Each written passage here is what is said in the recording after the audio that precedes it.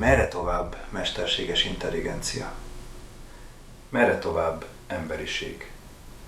Milyen jövő vár ránk?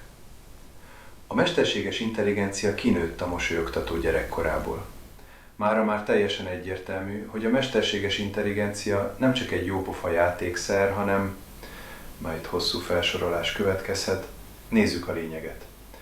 A mesterséges intelligencia az életünk, a tevékenységeink szinte valamennyi részében helyet követel. Egészségügy, oktatás, tanulás, tervezés, termelés, alkotás, stb. A mesterséges intelligencia alapvetően át fogja alakítani a napi rutinjainkat.